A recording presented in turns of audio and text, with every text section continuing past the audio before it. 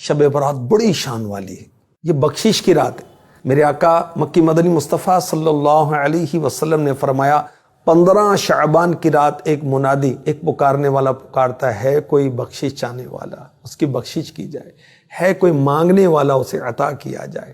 بس بدکار عورت اور مشرک کے علاوہ کوئی حاجت طلب کرتا ہے، اللہ پاک اس کی حاجت کو پورا فرما دیتا ہے۔ اس رات اللہ پاک کی رحمتیں نازل ہوتی ہیں، برکتیں نازل ہوتی ہیں۔ اللہ تبارک و تعالیٰ سے خاص اس رات میں دنیا آخرت کی بھلائی کے لیے 2 دعا مانگتا ہے، اللہ پاک قبول فرماتا ہے۔ آخری نبی مکی مدنی صلی اللہ علیہ وسلم نے 5 راتوں کے بارے میں اسپیشلی فرمایا کہ اس میں دعا رد نہیں ہوتی۔ ان 5 راتوں میں ایک رات شب برات بھی ہے۔ اس رات بھلائیوں کے دروازے کھول دیے جاتے ہیں۔ اس رات 300 رحمت کے دروازے کھولے جاتے ہیں۔ میرے آقا مکی مدنی مصطفیٰ صلی اللہ علیہ وآلہ وسلم نے ارشاد فرمایا، میرے پاس جبریل امی علیہ السلام شب برات میں حاضر ہوئے، مجھ سے کہا اٹھ کر نماز ادا کیجئے، اپنا سر آسمان کی طرف اٹھائیے، اپنے مبارک ہاتھ آسمان کی طرف اٹھائیے۔ میرے آقا صلی اللہ علیہ وسلم نے فرمایا، اے جبریل یہ کیسی رات ہے؟ عرض کی یہ وہ رات ہے جس میں آسمان کے دروازے اور رحمت کے 300 دروازے کھولے جاتے ہیں۔ اللہ پاک کے ساتھ شریک ٹھہرانے والے، آپس میں بغض و کینہ رکھنے والے، شرابی بدکار کے علاوہ سب کی بخشش کر دی جاتی ہے۔ ان لوگوں کی اس وقت تک بخشش نہیں ہوتی جب تک سچی توبہ نہ کر لیں۔ شراب کے عادی کے لیے رحمت کے دروازوں میں ایک دروازہ کھلا چھوڑ دیا جاتا ہے، یہاں تک کہ توبہ کر لے۔ جب وہ توبہ کر لیتا اس کی بھی بخشش کر دی جاتی ہے۔ کینہ رکھنے والوں کے لیے بھی رحمت کے دروازوں میں سے ایک دروازہ کھلا چھوڑ دیا جاتا ہے، یہاں تک کہ وہ جس سے کینہ رکھتا تھا اس سے کلام کر لے۔ جب وہ اس سے کلام کر لیتا ہے اس کی بھی بخشش کر دی جاتی ہے۔ آخری نبی مکی مدنی صلی اللہ علیہ وسلم نے ارشاد فرمایا، جبریل اگر وہ اپنے ساتھی سے کلام نہ کرے یہاں تک کہ شب برات گزر جائے تو جبریل امی علیہ السلام نے ارشاد فرمایا، اگر وہ اسی حالت پر برقرار رہا یہاں تک کہ نزا کے عالم طاری ہونے کے سبب اس کی سانسیں اٹک جائیں، اکھڑنے لگیں، تب بھی اس کے لیے رحمت کا دروازہ کھلا رہتا ہے۔ اگر وہ موت سے پہلے مسلمان کے کینے سے توبہ کر لے تو اس کی توبہ مقبول ہوتی ہے۔ شعبان کی 15ویں رات مرنے والوں کے نام لکھے جاتے ہیں، لوگوں کا رزق لکھا جاتا ہے، حج کرنے والوں کے بھی نام لکھے جاتے ہیں۔ شب برات ایسی عظمت والی رات ہے، اس رات میں سال بھر ہونے والے سارے انتظامات فرشتوں کے سپرد کر دیے جاتے ہیں کہ فلاں کی موت واقع ہوگی، فلاں جگہ اتنا پانی برسایا جائے گا، فلاں کو مالدار کیا جائے گا، فلاں کو غریب کیا جائے گا۔ جو اس رات عبادت کرتا ہے اللہ پاک کے عذاب سے اس کو رہائی مل جاتی ہے۔ یہ رہائی کی رات ہے۔ فیہا یفرق کل امر حکیم، اس میں بانٹ دیا جاتا ہے ہر حکمت والا کام۔ اس رات زمزم کے کنویں میں پانی بڑھا دیا جاتا ہے، اللہ پاک کی رحمتیں اترتی ہیں۔ اس رات کو گناہ میں جو گزارتے ہیں، پٹاخے بجا رہے ہیں اور پتہ نہیں کیا کیا آتش بازی کر رہے ہیں، تو یاد رکھیے آتش بازی یہ نمرود بادشاہ جو کہ کافر تھا اور استغفر اللہ ربوبیت کا دعویٰ کرنے والا تھا، یہ اس کی ایجاد ہے، تو یہ مسلمانوں کو شایع نہیں کہ وہ یہ کام کریں۔ مولا علی مشکل کشا رضی اللہ تعالی عنہ فرماتے ہیں کہ اللہ کے حبیب صلی اللہ علیہ وسلم نے ارشاد فرمایا، جب شعبان کی 15ویں رات ہو تو رات کو جاگا کرو، دن میں روزہ رکھو۔ جب سورج غروب ہوتا ہے اس وقت تک اللہ پاک آسمان دنیا کی طرف نزول رحمت فرماتا، اعلان کرتا ہے کوئی بخشش مانگنے والا اس کو بخش دوں، ہے کوئی رزق طلب کرنے والا اس کو رزق دوں، ہے کوئی مصیبت زدہ تاکہ اس کو میں نجات دوں۔ یہ اعلان طلوع فجر تک ہوتا رہتا ہے۔ ام المؤمنین حضرت بی بی عائشہ صدیقہ رضی اللہ تعالی عنہا فرماتی ہیں، ایک رات میں نے سرور کائنات صلی اللہ علیہ وسلم کو بستر منور پر نہ پایا، میں حضور کو تلاشتی ہوئی نکلی، میں نے حضور پر نور صلی اللہ علیہ وسلم کو جنت البقیع میں پایا۔ سرور کائنات صلی اللہ علیہ وسلم نے فرمایا، اللہ پاک نصف شعبان کی رات کو یعنی شب برات کو آسمان دنیا کی طرف نزول رحمت فرماتا ہے اور قبیلہ بنی کلب کی بکریوں کے بالوں سے بھی زیادہ لوگوں کو بخش دیتا ہے۔ سبحان اللہ۔ میرے آقا صلی اللہ علیہ وسلم نے فرمایا، یہ میرا مہینہ ہے، اس مبارک مہینے کی 15ویں شب کو شب برات کہتے ہیں۔ اللہ تعالیٰ اس شب میں تجلی فرماتا ہے، جو توبہ کرتے ہیں ان کو بخش دیتا ہے، جو رحمت طلب کرتے ہیں ان پر رحم فرماتا ہے۔ تو اس رات ہمیں آتش بازی نہیں کرنی، حرام کاموں سے بچنا ہے، عبادت کر کے رب کو راضی کرنا ہے۔ کاش بخشش یافتگان کی فہرست میں ہم بھی داخل ہو جائیں۔ آج کی بابرکت شب نور، شب برات کے نام سے معروف اور مشہور ہے۔ اس بابرکت شب کے دامن میں اتنی برکتیں اور اتنی رحمتیں ہیں کہ اللہ جل شانہ گناہگاروں کو جہنم کی آگ سے آزاد فرما دیتا ہے۔ ام المومنین سیدہ طیبہ طاہرہ سیدہ عائشہ صدیقہ رضی اللہ تعالی عنہا فرماتی ہیں، ایک دن میں دیکھا کہ حضور میرے حجرہ میں نہیں ہیں، تو میں حضور کو تلاش کرنے نکلی۔ جنت البقیع میں آسمان کی طرف سر اٹھائے حضور اللہ سے التجائیں کر رہے تھے۔ مجھے دیکھا تو ارشاد فرمایا، عائشہ کیا تم نے یہ سمجھا کہ اللہ کا رسول تم سے زیادتی کرے گا؟ فرماتی ہیں میں نے عرض کی، یا رسول اللہ صلی اللہ علیہ وسلم، میں یہ سمجھا شاید آپ کسی زوجائے محترمہ کے حجرہ میں تشریف لے گئے ہیں۔ فرمایا آج لیلۃ النصف من شعبان، شعبان کی 15ویں رات ہے، درمیانی شب ہے۔ اس رات کو اللہ تعالی جل شانہ آسمان دنیا پہ نزول اجلال فرماتا ہے اور قبیلہ بنو کلب کی بکریوں کے بالوں سے زیادہ لوگوں کو جہنم کی آگ سے آزاد کر دیتا ہے۔ قبیلہ بنو کلب عرب کا بہت بڑا قبیلہ تھا جو بھیڑ بکریاں پالتے تھے اور لاکھوں کی تعداد میں ان کی بکریوں اور بھیڑوں کے ریوڑ تھے۔ تو اس قبیلے کی بکریوں کے بالوں سے بھی زیادہ گناہگاروں کو جہنم کی آگ سے آزاد کر دیا جاتا ہے۔ تو یہ وہ بابرکت شب رحمت ہے، شب نور ہے، جس کے دامن میں اتنی برکتیں ہیں کہ کوئی محروم نہیں رہتا۔ صرف وہ بد نصیب لوگ جو شرک میں مبتلا ہیں، جو سخت کینہ پرور ہیں، جو قطع رحمی کرتے ہیں، قاتل ہیں، عادی شرابی یا بدکار ہیں، انہیں اس مبارک رات میں محروم رکھا جاتا ہے، ورنہ اللہ کی رحمتوں کا عموم اس بابرکت راتوں میں اس قدر ہوتا ہے کہ کوئی گناہگار جو اس کے حضور ہاتھ دعا کے لیے اٹھاتا ہے اور اپنا دامن پھیلا کے اس کی رحمتیں مانگتا ہے، اسے محروم نہیں رکھا جاتا، بلکہ اللہ سب گناہگاروں کو جہنم کی آگ سے آزاد کر دیتا ہے۔ ایک روایت میں آتا ہے کہ اللہ لیلۃ النصف من شعبان، شعبان کی 15ویں رات کو آسمان دنیا پہ اپنی رحمتوں سے جلوہ گر ہوتا ہے اور فرماتا ہے کوئی رزق مانگنے والا، میں اس کی جھولیاں بھر دوں، ہے کوئی مغفرت طلب کرنے والا، میں اس کے گناہ معاف کر دوں، ہے کوئی مجھ سے عافیت مانگنے والا، میں اس کو عافیتوں سے نواز دوں، ہے کوئی فلاں چیز مانگنے والا، ہے کوئی فلاں چیز مانگنے والا، اس کی رحمتیں آواز دیتی ہیں، اور یہ آواز غروب آفتاب سے لے کر کے طلوع فجر تک مسلسل بندوں کو دی جاتی ہے، اور بندے اس کے حضور اگر دستے طلب دراز کریں، اپنی جھولی پھیلائیں، تو اللہ تعالیٰ ان کو ان کے مانگنے سے بھی زیادہ عطا فرماتا ہے۔ اس امت کو اللہ تعالیٰ نے اس طرح کی راتیں دے کر کے مغفرت، بخشش، غفران اور رحمتوں کی فراوانی نصیب کی ہے۔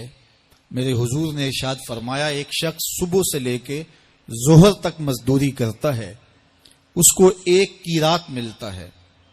ایک ظہر سے لے کر عصر تک مزدوری کرتا ہے، اس کا وقت تھوڑا ہے لیکن اس کو بھی ایک قیرات ملتا ہے۔ اور تیسرا شخص عصر سے لے کر مغرب تک مزدوری کرتا ہے، اس کو 2 کی رات ملتے ہیں، جبکہ اس کا وقت دونوں سے کم ہے۔ فرمایا پہلی مثال یہود کی ہے، دوسری مثال نصارہ کی ہے، اور تیسری مثال میری امت کی ہے کہ اس کو تھوڑے عمل پر زیادہ ثواب دیا جاتا ہے۔ تو یہود اور نصارہ نے اس پہ برا منایا، تو حضور علیہ السلام نے فرمایا کہ اللہ نے ان کے اجر میں تو کمی نہیں کی، لیکن مسلمانوں کو زیادہ اجر دے دیا، تو یہ اس کی کرم نوازی ہے۔ تو یہ تھوڑے وقت کی عبادتیں اور چند راتوں کی بیداری اور مخصوص اوقات میں اللہ کے حضور عبادت و ریاضت ایک گناہگار کو کہاں سے کہاں تک پہنچا دیتی ہے، اس کے گناہوں کی معافی کا ذریعہ بھی بنتی ہے اور درجات کی بلندی کا سبب بھی۔ دیکھیے لیلۃ القدر ایک رات 1000 مہینے کی عبادتوں سے بہتر قرار پاتی ہے۔ اسی طرح دیگر مواقع ہیں کہ اللہ تعالیٰ اس امت کے لیے رکھے ہیں، رحمت رب بہانہ می طلب، اور یوں بھی پڑھا گیا رحمت رب بہانہ می طلب۔ اس کی رحمتیں قیمت نہیں مانگتی اور اس کی رحمتیں بہانہ تلاش کرتی ہیں، تو وہ اپنے بندوں کو بخشنے پہ آمادہ ہے اگر وہ اپنا دامن طلب پھیلائیں۔ قرآن مجید میں ایک مقام دیکھیے کتنا دل آویز ہے، فرمایا ما یفعل اللہ بعذابکم، اللہ تمہیں عذاب دے کے کیا کرے گا؟ اس کی یہ چاہت نہیں ہے کہ تمہیں عذاب میں مبتلا کرے، اس کی چاہت یہ ہے کہ تم اس کی چوکھٹ پہ آؤ، جھولی پھیلاؤ، اس سے خیرات اور رحمت مانگو، اور وہ تمہارے ماضی کے سارے گناہ معاف کر کے، ساری غلطیاں معاف کر کے تمہیں اپنی رحمتوں سے مالا مال فرما دے۔ تو وہ بندوں کو بخشنے پہ، بندوں کی مغفرت کرنے پہ آمادہ ہے اور اس کی رحمتیں بہانے تلاش کرتی ہیں۔ اللہ اکبر۔ اور دوسری جانب اس کے بندے، اس کے مملوک، اس کی مخلوق، اور مخلوق کی گناہگار اور نیکوکار اس کی رحمتوں کے طالب ہوتے ہیں، بلکہ وہ گناہ کرنے کے بعد جب معافی مانگتے ہیں تو اللہ کو یہ معافی بہت پسند ہے۔ معافی مانگنا، اس کے حضور اپنے دامن کو پھیلانا، وہ اس کو بہت زیادہ محبوب ہے۔ انسان کی فطرت کے اندر گناہ رکھا گیا ہے۔ آگ، ہوا، مٹی، پانی، یہ ان 4 چیزوں کا مرکب ہے۔ اس کے جو عناصر ہیں اس میں کبھی اعتدال قائم نہیں رہتا اور اس سے گناہ سرزد ہو جاتے ہیں۔ گناہ کرنے کے بعد بندے کا اس گناہ پہ اصرار کرنا، اڑ جانا، ضد کرنا، توبہ نہ کرنا اللہ کو یہ پسند نہیں، لیکن اگر اس سے گناہ سرزد ہو جائے تو پھر وہ توبہ کر لے تو اللہ کو یہ بہت زیادہ پسند ہے۔ جو اس سے ہو سکے نیکی وہ اللہ کے حضور پیش کرے، لیکن اس کے اندر جو شر رکھی گئی ہے، اس کے اندر جو قوتیں گناہ کی رکھی گئی ہیں، اس سے اگر اس سے گناہ سرزد ہو جائے تو پھر وہ اللہ سے توبہ کرے، اللہ کی طرف رجوع کرے، تو اللہ اس کی توبہ کو نہ صرف قبول کرتا ہے بلکہ اس کے گناہوں کو معاف کرتا ہے اور گناہوں کو بدل کے نیکیوں میں تبدیل کر دیتا ہے۔ جب گناہ نیکیوں میں تبدیل ہو گئے تو جتنا بڑا گناہ گار تھا اتنا بڑا نیکوکار ہو گیا۔ حضرت سیدنا عمر رضی اللہ تعالیٰ عنہ بازار میں جا رہے تھے تو ایک شرابی نے ہاتھ میں بوتل پکڑی تھی شراب کی، تو حضرت عمر ہاتھ میں درہ رکھتے تھے اور آپ کا جاہو جلال دیدنیت ہوتا، تو جو ہی حضرت عمر رضی اللہ تعالیٰ عنہ کو اس نے دیکھا تو ڈر گیا اور دل ہی دل میں کہا، اے اللہ آج عمر کے قہر سے بچا لے، میں تیری بارگاہ میں سچی توبہ کرتا ہوں، اور جلدی سے شراب کو بغل میں چھپا لیا۔ اتنے میں حضرت عمر سر پہ پہنچ گئے اور گرج کر کڑک کے کہا کہ یہ تیری بغل میں کیا ہے؟ چونکہ اس کو بوتل چھپاتے دیکھا تھا تو وہ ڈر گیا اور ڈرتے ڈرتے کہنے لگا، حضرت یہ سرکہ ہے۔ اب تھی تو شراب، لیکن ڈرتے ہوئے بولا، حضرت سرکہ ہے۔ تو حضرت عمر نے کہا، نکال۔ جب نکالا تو شراب نہیں تھی، واقعی سرکہ بن چکا تھا۔ تو جب اللہ کے حضور کوئی توبہ کرتا ہے، اللہ اس کے گناہوں کو بدل کے نیکیوں میں تبدیل کر دیتا ہے۔ حدیث پاک میں آتا ہے کہ قیامت کے دن اللہ ایک شخص کو کہے گا کہ اپنا نامہ اعمال پڑھ، تو وہ نامہ اعمال پڑھنے لگ جائے گا. تو نامہ اعمال کے اندر چھوٹے گناہ بھی ہوں گے، بڑے گناہ بھی ہوں گے. تو اللہ سے حیا کرتے ہوئے، شرم کرتے ہوئے وہ بڑے بڑے گناہوں کو چھوڑتا جائے گا اور چھوٹے چھوٹے گناہوں کو پڑھتا رہے گا.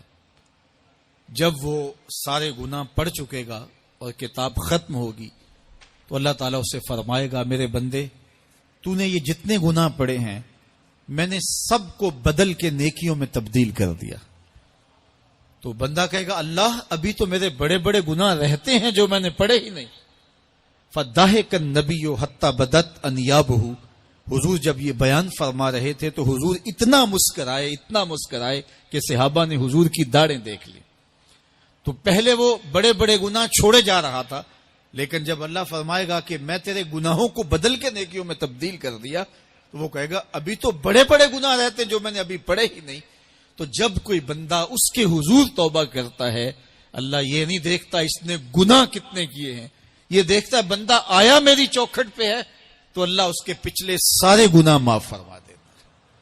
اللہ اکبر. میرے اور آپ کے آقا و مولا نے اللہ کے حضور توبہ کرنے اور اس پر اللہ کی خوشی اور اللہ کی خوشنودی کا ذکر کرتے ہوئے ایک مثال بیان فرمائی کہ ایک شخص صحرا میں سفر کر رہا تھا تو وہ ایک درخت کے نیچے دوپہر کاٹنے کے لیے، سستانے کے لیے رک گیا اور درخت کے ساتھ اپنے اونٹ کو باندھ دیا اور خود لیٹ گیا تاکہ دوپہر کاٹ لوں. تھوڑی دیر کے بعد جب اس کی آنکھ کھلی تو اس نے کیا دیکھا کہ اونٹ ماں ساز و سامان کے ساتھ غائب ہے. اب صحرا میں اونٹ کا گم ہو جانا گویا زندگی چلے جانے کے مترادف ہے. تو اس نے دائیں بائیں بھاگ دوڑ کے دیکھا کہ کہیں اونٹ کا نشان مل جائے، لیکن اونٹ کا نشان نہیں ملا.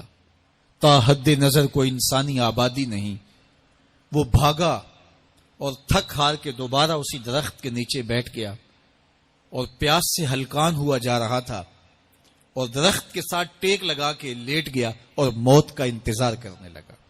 جن لوگوں نے صحرا کا سفر کیا ہے ان کو اس بات کا اندازہ ہوگا کہ کئی 100 میل تک انسانی آبادی ہی نہیں. اب نہ کچھ کھانے کے لیے بچا، نہ کچھ پینے کے لیے بچا. اونٹ بھی غائب ہو گیا، توشا بھی ساتھ ہی چلا گیا.